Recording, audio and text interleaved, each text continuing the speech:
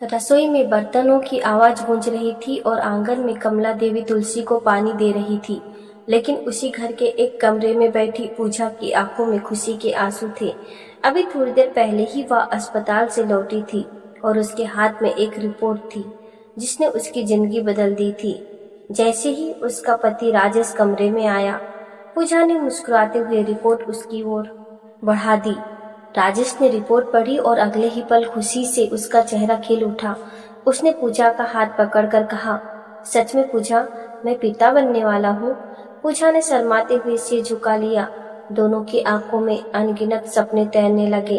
उन्हें लग रहा था जैसे उनके जीवन में खुशियों की नई सुबह आने वाली है, लेकिन यह खुशी ज्यादा देर तक नहीं टिक सकी। जैसे ही कमला देवी और उनकी बेटी रीना को इस बात का पता चला, उनके चेहरे पर नाराजगी साफ दिखाई देने लगी। कमला देवी ने मुंह बनाते हुए कहा, अभी से रानी बनकर बैठेगी, अब तो काम करना भी छोड़ देगी। रीना ने भी तुरंत माँ का साथ देते हुए कहा, मम्मी, मैंने तो पहले ही कहा था कि भाभी बहुत चालाक है। अब देखना, हर काम से बचने के लिए बीमारी और बच्चे का बहाना बनाएगी।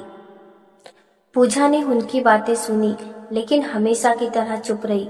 वह सोचती थी कि समय के साथ शायद सब ठीक हो जाएगा और एक दिन उसकी सास और ननंद भी उसे अपना लेगी। लेकिन आने वाले दिनों में हालात सुधरने के बजाय और बिगड़ते चले गए। पूजा सुबह 5 बजे उठकर पूरे घर का काम करती, सबके लिए नाश्ता बनाती, सफाई करती, कपड़े धोती, और फिर भी उसे हर छोटी बात पर ताने सुनने पड़ते। कभी दाल में नमक ज्यादा होने का आरोप लगता, तो कभी रोटी के आकार पर सवाल उठाया जाता।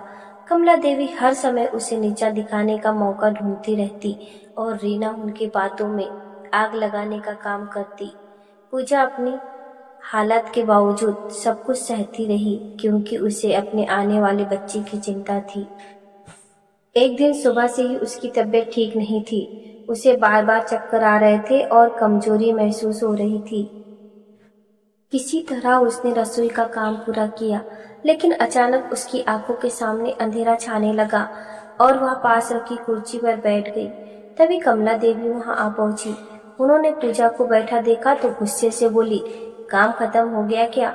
यहाँ आराम फरमाया जा रहा है।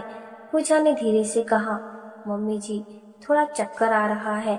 लेकिन उनकी बात सुनने के बजाय कमला देवी ने ताना मारते हुए कहा, हमने भी बच्चे पैदा किए हैं, कभी इस तरह नाटक नहीं किया। आजकल की बहुएं जरा सी बात पर बीमारी का बहाना बना लेती है। पूजा की आंखें भर आई, लेकिन उसने कोई जवाब नहीं दिया।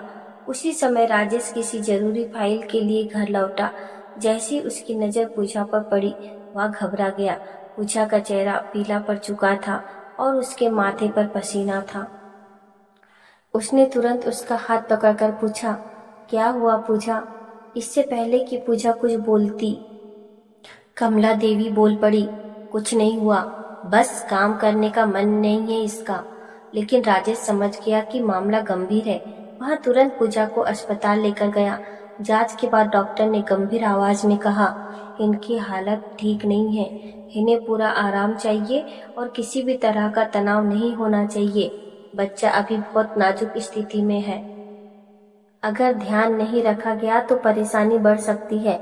डॉक्टर की बात सुनकर राजेश का दिल बैठ गया। घर लौटते समय उसने फैसला कर लिया कि अब वह किसी भी कीमत पर पूजा और अपने बच्चे का ध्यान रखेगा। लेकिन उसे नहीं पता था कि उसके इस फैसले से घर में एक नई साजिश जन्म लेने वाली है। उसी रात जब पूरा घर सो गया, तब कमला देवी और रीना अपने कमरे में बैठी धीमी आवाज में बातें कर रही थी। रीना ने कहा, मम्मी, अगर भैया इसी तरह भाभी के पीछे खड़े रहे तो धीरे धीरे इस घर में हमारी कोई अहमियत नहीं बचेगी। बच्चा आने के बाद तो भैया पूरी तरह भाभी के हो जाएंगे। कमला देवी कुछ देर तक सोचती रही, फिर उनके चेहरे पर एक अजीब सी मुस्कान उभरी। उन्होंने अलमारी खोली और अंदर से एक पुरानी फाइल निकालकर मेज पर रख दी। रीना ने हैरानी से पूछा, यह क्या है मम्मी? कमला देवी ने फाइल पर हाथ फेरते हुए कहा, इसमें पूजा के मायके से जुड़ा एक ऐसा राज छिपा है जिसे सुनकर राजेश का भरोसा हमेशा के लिए टूट जाएगा। रीना की आंखें चमक उठी। उसने उत्सुकता से पूछा, कैसा राज? कमला देवी ने रहस्यमयी मुस्कान के साथ कहा, बस इतना समझ ले कि अगर यह बात बाहर आ गई तो पूजा लाख सफाई देती रहे, कोई उसका साथ नहीं देगा। दोनों माँ बेटी की आंखों में एक खतरनाक चमक थी। उधर अपने कमरे में बैठी पूजा अपने आने वाले बच्चे के लिए छोटे छोटे सपने बुन रही थी। उसे बिल्कुल अंदाजा नहीं था कि जिस घर को उसने अपना समझ लिया है, उसी घर में उसके खिलाफ ऐसी साजिश रची जा रही है जो उसकी जिंदगी को पूरी तरह बदल देने वाली थी। अगली सुबह घर का माहौल सामान्य दिखाई दे रहा था, लेकिन कमला देवी के मन में कुछ और ही चल रहा था। जैसे ही राजेश नाश्ता करके बैठा, कमला देवी वहां पुरानी फाइल लेकर उसके सामने आ गई। उन्होंने गहरी सांस लेते हुए कहा, बेटा, कुछ बातें ऐसी होती है जिन्हें छिपाने से परिवार बर्बाद हो जाता है। मैं कुछ दिनों से चुप थी, लेकिन अब मुझे सच बताना ही पड़ेगा। राजेश ने हैरानी से माँ की तरफ देखा। कमला देवी ने फाइल खोलते हुए कहा, क्या तुझे पता है कि पूजा के मायके वालों ने तुझसे बहुत बड़ी बात छिपाई थी? राजेश चौंक गया। उसने पूछा, कैसी बात मम्मी? कमला देवी ने फाइल से कुछ पुराने कागज निकालते हुए कहा, कई साल पहले पूजा के बड़े मामा पर धोखाधड़ी का आरोप लगा था। पूरे इलाके में उनकी बदनामी हुई थी। लोगों ने उनके परिवार से रिश्ता तक तोड़ लिए थे। राजेश कुछ पल के लिए चुप हो गया। उसने कभी ऐसी बात नहीं सुनी थी। तभी रीना भी वहां आ गई और बोली, भैया, सोचो, अगर यह बात इतनी छोटी होती तो भाभी ने शादी से पहले क्यों छिपाई? जरूर कोई बड़ी वजह रही होगी। राजेश के मन में हलचल शुरू हो गई। वह जानता था कि पूजा ईमानदार है, लेकिन अचानक सामने आई इस बात ने उसके मन में सवाल पैदा कर दिए। उधर पूजा रसोई में काम कर रही थी। उसे अंदाजा भी नहीं था कि उसके पीछे क्या बातें हो रही है। दोपहर को जब राजेश अपने कमरे में गया तो उसने सीधे पूजा से पूछा, पूजा, मुझे तुमसे एक बात पूछनी है। पूजा मुस्कुराते हुए बोली, हाँ पूछिए। लेकिन अगले ही पल राजेश का सवाल सुनकर उसके चेहरे का रंग उड़ गया। क्या तुम्हारे मामा पर कभी कोई केस चला था? पूजा कुछ सेकंड तक उसे देखती रह गई। उसके हाथ से पानी का गिलास लगभग छूट गया। उसने धीरे से कहा, हाँ, लेकिन वह कहानी वैसी नहीं है जैसी लोग बताते हैं। राजेश ने गंभीर आवाज में कहा, तो फिर तुमने मुझे कभी बताया क्यों नहीं? पूजा की आंखें भर आई। उसने कहा, क्योंकि उस घटना का मुझसे कोई संबंध नहीं था।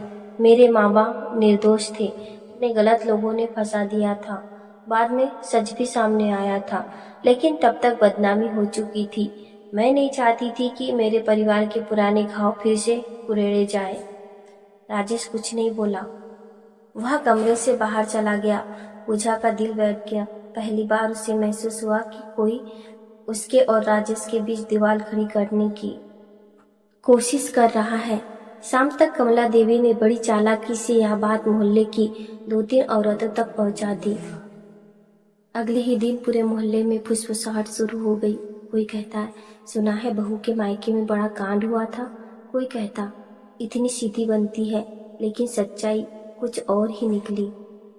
पूजा जब भी बाहर निकलती उसे लगता लोग उसे अजीब नजरों से देख रहे हैं। धीरे धीरे यह सब उसके मन पर असर डालने लगा। वह पहले से ज्यादा चुप रहने लगी। एक रात वह अपने कमरे में बैठी रो रही थी। पेट पर हाथ रखकर वह सोच रही थी कि आखिर उसका कसूर क्या है। उसने किसी का बुरा नहीं किया था, फिर भी बार बार उसे ही निशाना बनाया जा रहा है। तभी उसकी माँ सरोज देवी का फोन आया। माँ की आवाज सुनते ही पूजा रो पड़ी। उसने सारी बात बता दी। सरोज देवी कुछ देर तक चुप रही, फिर बोली, बेटी, सच कभी हारता नहीं है। अगर कोई तेरे अतीत को हथियार बनाकर तुझे झुकाना चाहता है तो अब समय आ गया है कि पूरा सच सामने लाया जाए। उधर कमला देवी और रीना अपनी योजना सफल होते देखकर खुश थी। रीना बोली, मम्मी देखना, अब भैया का भरोसा धीरे धीरे टूट जाएगा। कमला देवी मुस्कुराई और बोली, अभी तो खेल शुरू हुआ है बेटी, असली चाल तो अब चलेगी। ऐसी चाल की पूजा चाहकर भी खुद को बचा नहीं पाएगी। लेकिन उन्हें नहीं पता था कि किस्मत उनके लिए भी एक बड़ा झटका तैयार कर रही थी। उसी रात घर के बाहर एक कार आकर रुकी।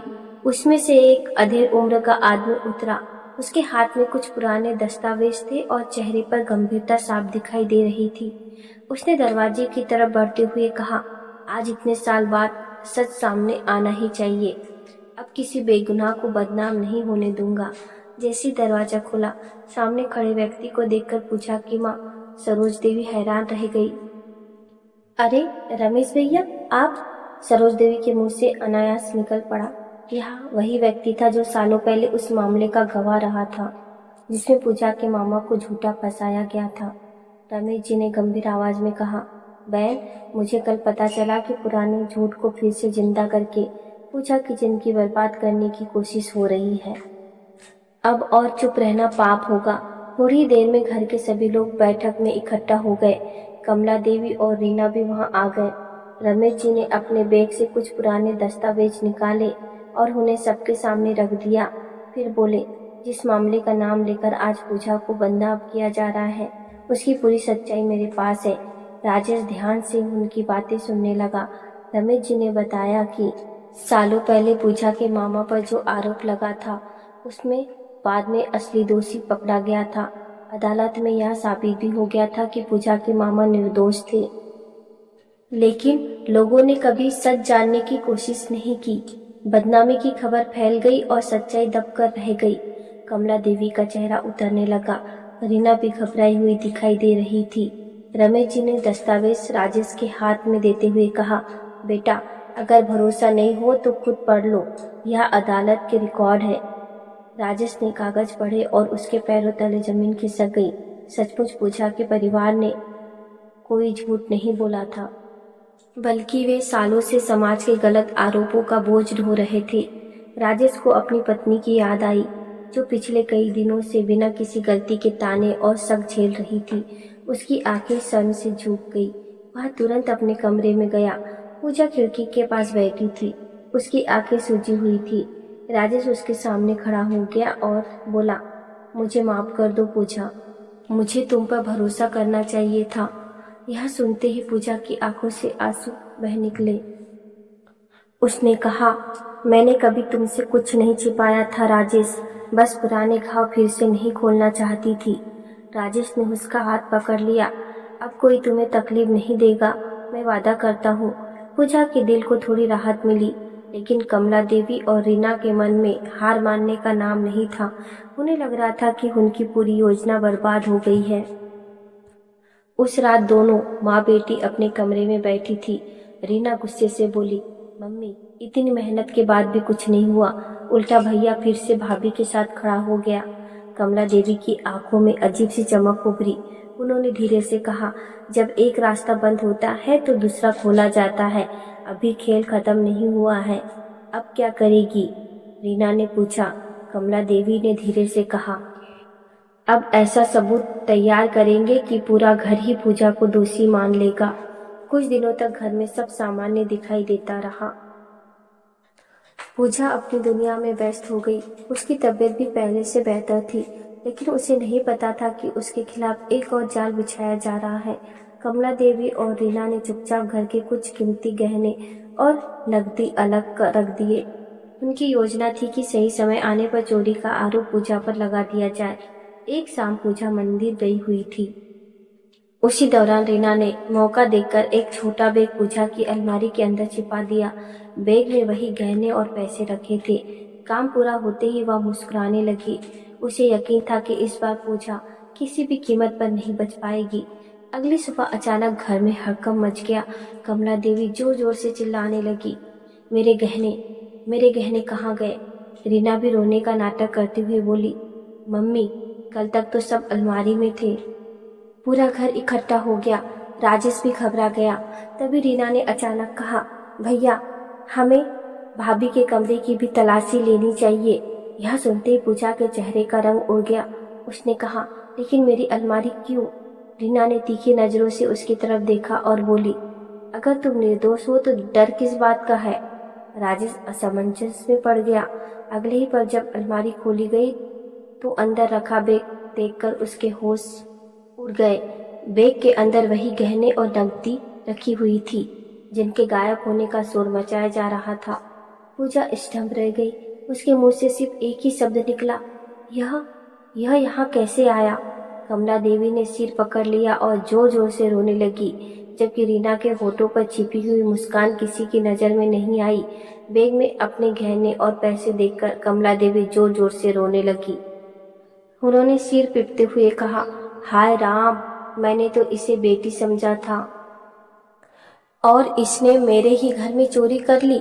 रीना भी नाटक करते हुए बोली, भैया अब तो सबूत भी मिल गया, अब भी आपको भाभी पर भरोसा है? घर में मौजूद सभी लोग पूजा की तरफ देखने लगे। पूजा की आंखों से आंसू बहने लगे। वह बार बार एक ही बात कह रही थी, मैंने कुछ नहीं किया, मुझे नहीं पता यह बैग मेरी अलमारी में कैसे आया। राजेश पूरी तरह उलझ चुका था।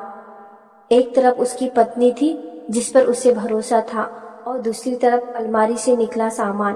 तभी मोहल्ले के कुछ लोग भी शोर सुनकर घर में आ गए। धीरे धीरे बात पूरे इलाके में फैलने लगी। कोई कह रहा था, इतनी सीधी बनती थी, देखो असलियत क्या निकली। कोई कह रहा था, धुआं वहीं उठता है जहां आग होती है। पूजा का दिल टूट चुका था।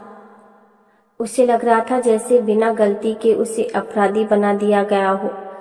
तभी उसने अचानक एक बात याद की। 2 महीने पहले राजेश ने घर में सुरक्षा के लिए बैठक और गलियारे में सीसीटीवी कैमरे लगवाए थे। पूजा ने तुरंत आंसू पोंछते हुए कहा, अगर आपको लगता है कि मैंने चोरी की है तो कमरे की रिकॉर्डिंग देख लीजिए, सच सामने आ जाएगा। यह सुनते ही रीना के चेहरे का रंग उड़ गया। कमला देवी भी कुछ पल के लिए घबरा गई। उन्होंने तुरंत बात बदलने की कोशिश की, कैमरे से क्या होगा, सामान तो तेरी अलमारी से मिला है। लेकिन अब राजेश भी सोच में पड़ गया था। उसने तुरंत कहा, नहीं मम्मी, रिकॉर्डिंग जरूर देखी जाएगी। कुछ ही देर में सभी लोग टीवी के सामने बैठे थे। रिकॉर्डिंग चलाई गई। शुरुआत में सब सामान्य दिखाई दे रहा था। फिर दोपहर का समय आया जब पूजा मंदिर गई हुई थी। अचानक स्क्रीन पर रीना दिखाई दी। और फिर चुपके से पूजा के कमरे में चले गई और उसके हाथ में वही बैग दिख रहा था। और कुछ मिनट बाद वह खाली हाथ मुस्कुराते हुए कमरे से बाहर निकल गई। यह दृश्य देखते ही पूरे कमरे में सन्नाटा छा गया। कमला देवी के चेहरे का रंग सफेद पड़ गया। रीना के हाथ कांपने लगे। मोहल्ले वाले एक दूसरे का मुंह देखने लगे। किसी को विश्वास नहीं हो रहा था कि सच्चाई इतनी जल्दी सामने आ जाएगी। राजेश की आंखों में गुस्सा भर गया। वह जोर से चिल्लाया, रीना, यह सब क्या है? रीना घबरा गई। उसके मुंह से कोई जवाब नहीं निकल रहा था। राजेश ने फिर पूछा, बोलो, यह बैग तुम पूजा के कमरे में क्यों लेकर गई थी? रीना रोने लगी। पहले तो उसने खुद को बचाने की कोशिश की, लेकिन जब सबूत सामने था तो वह ज्यादा देर तक झूठ नहीं बोल सकी। आखिरकार वह फूट-फूट कर रो पड़ी और बोली, मैंने यह सब अकेले नहीं किया। मम्मी ने कहा था कि अगर भाभी को घर से निकालना है तो कोई बड़ा इल्जाम लगाना पड़ेगा। जैसे ही यह शब्द निकले, सबकी नजरें कमला देवी की ओर घूम गई। कमला देवी के होठ कांपने लगे। अब उनके पास भी कोई सफाई नहीं बची थी। मोहल्ले की एक बुजुर्ग महिला गुस्से से बोली, शर्म आनी चाहिए आपको, बहू को बदनाम करने के लिए इतना बड़ा झूठ बोल दिया। अगर कैमरा नहीं होता तो बेचारी जेल चली जाती। पूजा वहीं खड़ी रो रही थी। आज उसके आंसू दर्द के नहीं बल्कि उस सच के थे जो आखिरकार सबके सामने आ गया था। राजेश अपनी माँ की तरफ देखकर बोला, मम्मी, मैंने हमेशा आपका सम्मान किया, लेकिन आपने मेरी पत्नी की जिंदगी बर्बाद करने की कोशिश की। आपने सिर्फ पूजा के साथ नहीं, मेरे भरोसे के साथ भी धोखा किया है। कमला देवी पहली बार पूरी तरह चुप थी। उनके पास कोई जवाब नहीं था। मोहल्ले वालों ने भी साफ कह दिया कि अब अगर भविष्य में पूजा के साथ कोई अन्याय हुआ तो वे खुद उसके पक्ष में खड़े होंगे। सबको लग रहा था कि अब मामला खत्म हो गया है, लेकिन उसी समय एक ऐसी बात सामने आई जिसने पूरे घर को फिर से हिला दिया। जब राजेश रिकॉर्डिंग बंद करने जा रहा था, तभी उसे एक पुरानी फाइल दिखाई दी जिसमें पिछले हफ्ते की रिकॉर्डिंग सेव थी। जिज्ञासा में उसने वह वीडियो भी खोल दिया। वीडियो देखते ही उसके पैरों तले जमीन खिसक गई। स्क्रीन पर कमला देवी और रीना किसी अजनबी आदमी को पैसे देते हुए दिखाई दे रही थी और वहां साफ सुनाई दे रहा था, काम पूरा हो जाए तो बाकी पैसे भी मिल जाएंगे। पूरा कमरा स्तब्ध रह गया।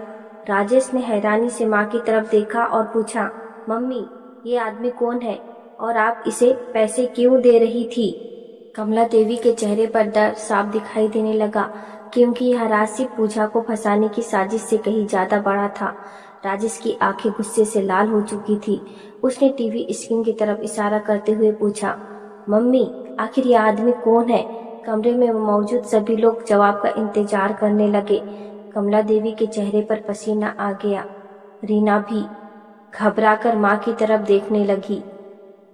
कुछ पल तक दोनों चुप रही, लेकिन जब किसी के पास कोई जवाब नहीं आया तो राजेश ने फिर ऊंची आवाज में कहा, मैं आपसे पूछ रहा हूँ, यह आदमी कौन है और आप उसे पैसे क्यों दे रही थी?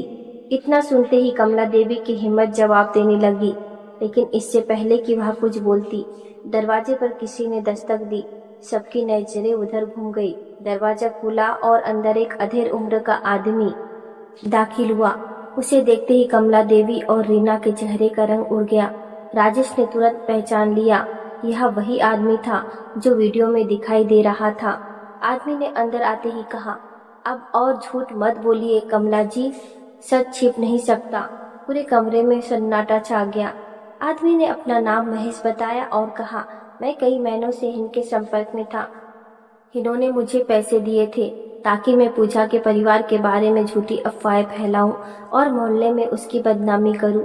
यह सुनते ही सभी लोग हैरान रह गए। पूजा की आंखों में आंसू आ गए।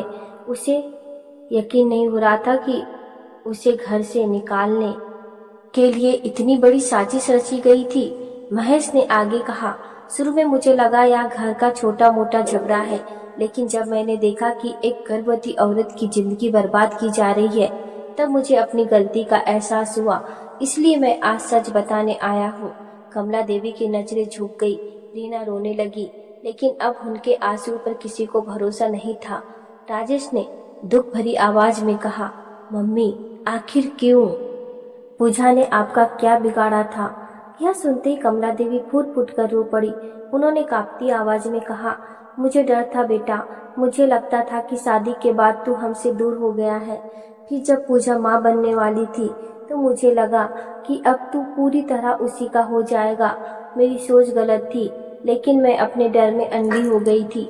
रीना भी रोते हुए बोली, भैया मुझे भी हमेशा लगता था कि आप पहले की तरह मुझे महत्व नहीं देते, इसलिए मैं मम्मी के साथ खड़ी हो गई। कमरे में मौजूद सभी लोग चुप थे। किसी ने नहीं सोचा था कि ईर्ष्या और असुरक्षा की भावना इतनी बड़ी साजिश में बदल जाएगी। पूजा ने अपनी आंखों के आंसू पोंछे और धीरे से कहा, मम्मी जी, अगर आपको मुझसे शिकायत थी तो आप मुझसे बात कर सकती थी, लेकिन आपने मुझे अपराधी साबित करने की कोशिश की। मेरे बच्चे तक को खतरे में डाल दिया। कमला देवी सिर झुकाकर खड़ी रही। उनके पास कोई जवाब नहीं था। तभी मोहल्ले के बुजुर्ग चौधरी साहब आगे आए और बोले, गलती बड़ी है और इसकी सजा भी मिलनी चाहिए, लेकिन अगर इंसान अपनी गलती स्वीकार कर ले और सच्चे दिल से पछताए तो उसे सुधारने का मौका भी मिलना चाहिए। राजेश ने कुछ देर सोचने के बाद कहा, कानून अपना काम करेगा, लेकिन मैं इतना जरूर चाहता हूँ कि आज के बाद इस घर में किसी के साथ अन्याय ना हो। कुछ दिनों बाद कमला देवी और रीना को अपने किए पर कानूनी कार्रवाई का सामना करना पड़ा। हालांकि पूजा ने अदालत में उनके खिलाफ कठोर सजा की मांग नहीं की। उसने सिर्फ इतना कहा कि उन्हें अपनी गलती का एहसास होना चाहिए। समय बीतता गया। धीरे धीरे घर का माहौल बदलने लगा। कमला देवी सचमुच अपने किए पर शर्मिंदा थी। उन्होंने पहली बार पूजा से दिल से माफी मांगी। रीना ने भी अपनी गलतियों को स्वीकार किया। कुछ महीनों बाद पूजा ने एक प्यारी सी बेटी को जन्म दिया। जब कमला देवी ने अपनी पोती को गोद में लिया तो उनकी आंखों से आंसू बह निकले। उन्होंने कांपती आवाज में कहा, बेटी, मैंने अपनी बहू के साथ बहुत गलत किया। भगवान ने मुझे समय रहते मेरी गलती दिखा दी। पूजा मुस्कुरा दी। उसने अपनी बेटी को देखा और मन ही मन सोचा कि अब यह बच्ची ऐसे घर में बड़ी होगी जहाँ नफरत नहीं, प्यार और सम्मान होगा। राजेश ने अपनी बेटी को गोद में उठाया और कहा, सच को देर से सही, लेकिन जीत हमेशा मिलती है, और इसी के साथ उस घर में आखिरकार वह इंसाफ हुआ जिसका इंतजार पूजा बहुत लंबे समय से कर रही थी। दोस्तों, अगर आप पूजा की जगह होते तो क्या कमला देवी और रीना को माफ कर देते या उनके खिलाफ सख्त कार्रवाई करते? और एक बात बताइए, क्या परिवार में सबसे ज्यादा जरूरी प्यार और भरोसा है या फिर रिश्ते में बराबरी का सम्मान? अपनी राय हमें कमेंट करके जरूर बताइए। अगर आपको लगता है कि पूजा के साथ अन्याय हुआ था तो कमेंट में सच की जीत जरूर लिखिए। और अगर आप मानते हैं कि बहू को भी बेटी जैसा सम्मान मिलना चाहिए तो कमेंट में बहू भी बेटी है लिखना मत भूलिएगा। और अब तक कि आपने हमारे चैनल अनमोल प्यारी कहानी जंक्शन को सब्सक्राइब नहीं किया है तो प्लीज़ हमारे चैनल को सब्सक्राइब करिएगा। मिलते हैं एक नई कहानी के साथ, तब तक के लिए धन्यवाद।